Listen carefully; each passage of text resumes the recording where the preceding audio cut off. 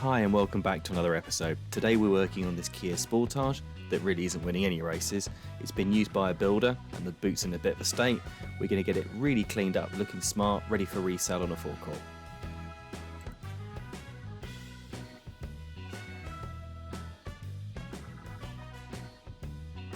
Nice wheels. We're going to have to do something with those because they look absolutely disgusting. We can see here the previous owner's done a sterling job of trying to go carbon neutral. They've grown a nice amount of bacteria mould there in the petrol flap and in the engine bay. Top job.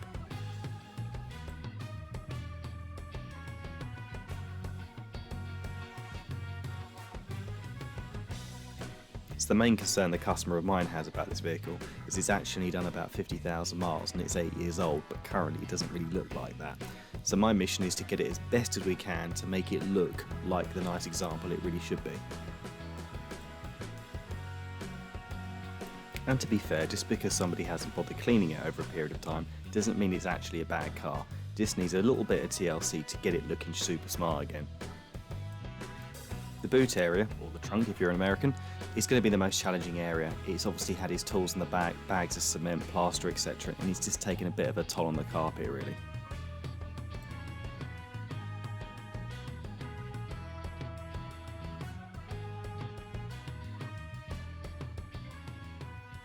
It's really important when cleaning a car like this to flip the seats down or lift the bases up, check the spare wheel well, and any of the cubby holes in the side which might have the toolkit, etc. on some models. The reason being is that when a prospective new owner comes to look at the car, and they sort of may look in these sort of areas, if you haven't cleaned them, it's a telltale sign of what the car might have looked like prior to you cleaning it.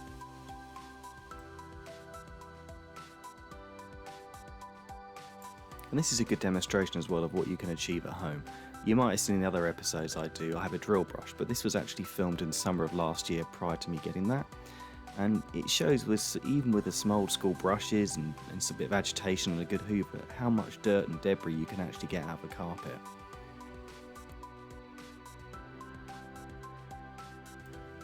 So I'm going to remove the spare wheel because it's covered in mud and it needs a good wash and a clean. At the same time, I've also noticed that most of the toolkit's been loosely put back in the boot, so we can presume this car's probably had a puncture at some point. This toolkit would usually live in a little plastic wallet. I don't know what's happened to that, but I can't leave it in the boot as it is because it's just going to rattle around, clunk and make a load of noise.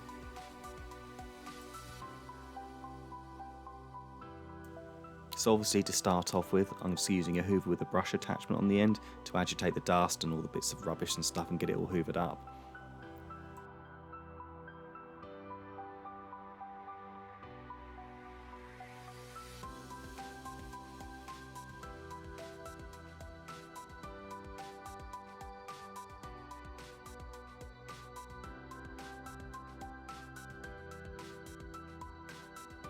After that, I'm just going to use some APC and a sprayer. That will be put all over the plastics. I'm going to agitate it with a brush and then use a damp microfiber to remove the dirt and grit. There's also at the same time I'm going to be using an airline as well because that's really good at pushing out all the grime and stuff out of the really tight areas you just can't get a brush or a microfiber into.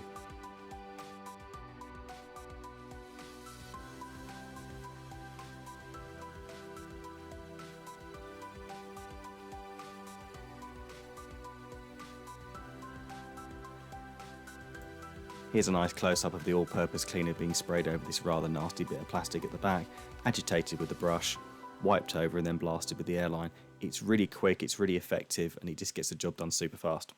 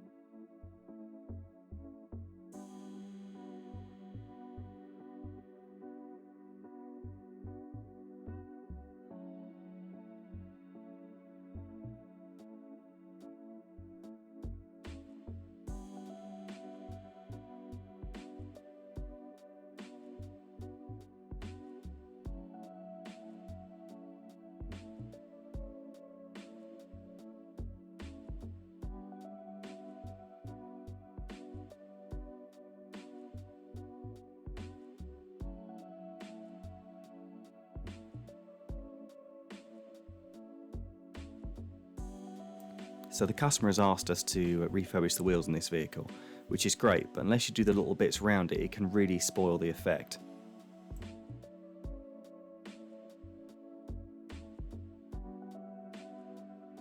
So to smarten up this brake caliper, I've used some masking tape over the areas you wouldn't want to get any paint on, used a seat cover and stretched that over the disc to cover that up, and then used some high temperature silver paint to paint the caliper with. So I'm going to confess, the next bit is probably me being a little bit OCD, but these wheel nuts looked absolutely awful, and they were a nice chrome finish and just needed a bit of metal polish to clean them back up again.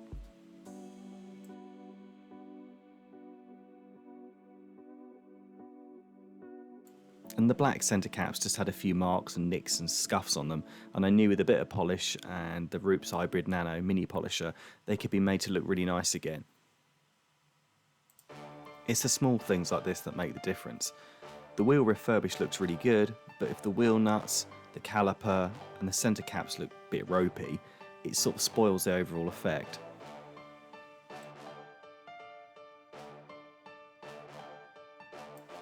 So really luckily the paintwork on this vehicle wasn't that bad.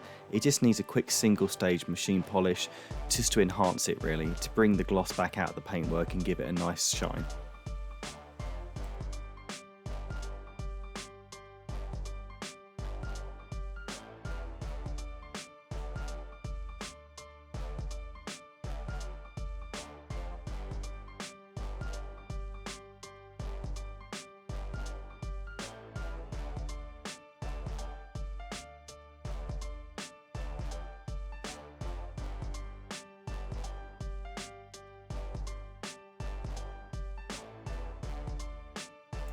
The mini polish is great for all the hard to get areas, and also on these plastic headlights. They hadn't weathered too badly, but again they were just sort of a little bit dull, and I thought with the benefit of a machine polisher while I had it out, if I ran it over them, it just brightened them up and enhanced the car a little bit more. And here it is outside complete. The customer opted for silver wheels, which I gotta be honest, I think is a better option. The two-tone black and polished metal face just didn't really suit the car in my opinion.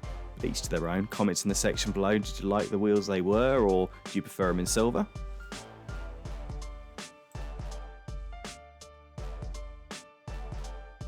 And we can see here by painting the caliper, doing the wheel nuts and the cap, it just finishes it off and it looks really smart.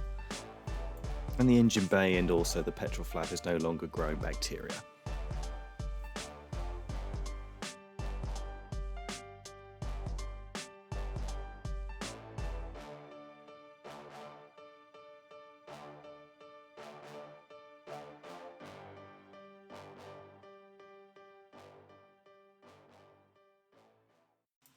Both the inside and the outside have cleaned up really well, and this car now looks like it's done 53,000 miles.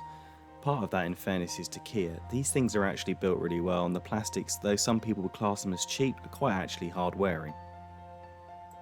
Add to the fact that most modern cars don't really actually genuinely have a leather interior anymore, and it's plastic vinyl.